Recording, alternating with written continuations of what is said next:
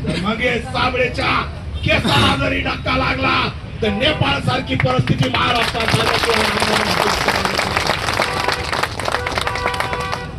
शेतकऱ्यांचे लेकर जर चिडले तर तुमच्या गावात फिरणं मुश्किल करून टाको.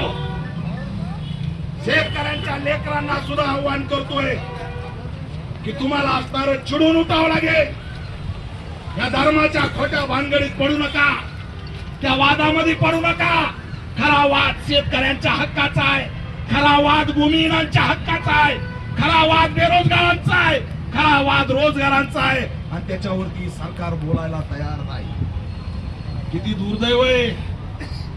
अरे एवढं गंभीर आंदोलन सुरू असताना आमच्या राज्याचा मुख्यमंत्री ट्विट सुद्धा करू शकत नाही 2 शब्दाचं. अरे एखादा आमदार खासदार मंत्री सुद्धा लिहू शकत नाही. अरे लिहिल्याने काय, मंगेश साबळे रात्रीत मुख्यमंत्री होणार का नाही? पिक्चर सारखा तो पिक्चर होता, त्यांना मला मुख्यमंत्री केलं होतं, आम्ही एका दिवसात बदलून टाकू सगळा. पण तसं काय अमरीश पुरी आम्हाला भेटा नाही. ते बोलतोय मलाच राहू दे. काय होणार आहे? 2 लाईन जर लिहिल्या एखाद्या आंदोलनाबद्दल पाठिंबा दिला तर काय होणार आहे? पण आमच्या राज्याचे मुख्यमंत्री कबूतर खाण्यावर लिहितात, त्याच्यावर बोलतात. आमचा हाती नेला म्हणून करोडो लोक रस्त्यावर आले, पण माणसं सगळे वाहून गेले, घर सगळे बेचिराग झाले, सगळा शेतकरी उद्ध्वस्त झाला, त्याच्यावर मात्र कोणी बोलत नाही. जनावरांना महत्व आहे पण माणसांना महत्व नाही. भारतीय नागरिक म्हणून आमचे हक्क अधिकार हिसकावून घेतले जात आहे. संविधानाने दिलेले हक्क हिसकावून घेतले जात आहेत, आमचा अधिकार दिला जात नाही. आणि मागण्या केल्या तर या ठिकाणी दडपशाही सुरू केली जाते.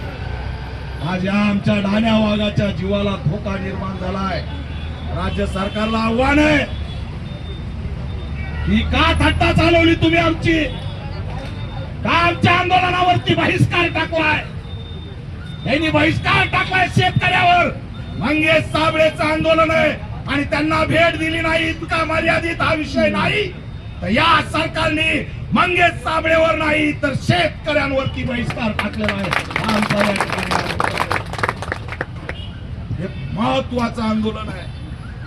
शेतकऱ्यांची कर्जमाफी झाली पाहिजे, ओला दुष्काळ जाहीर झाला पाहिजे, 50,000 हेक्टरी मदत झाली पाहिजे. तरच असणार या ठिकाणी आता हे राज्य शांत होईल. अन्यथा हे वणवा पेटलेला आहे आणि हा आता थांबणार नाही.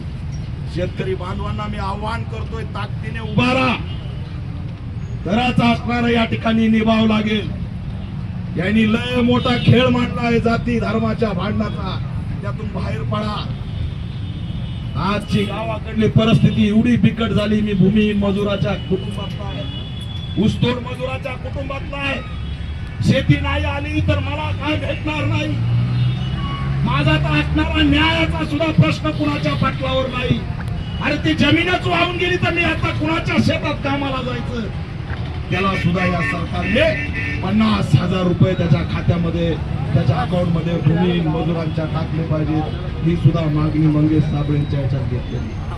आणि म्हणून मित्रांनो, मंगेश साबळे यांना मी आवाहन करतो, तुम्ही स्वतःला जपलं पाहिजे.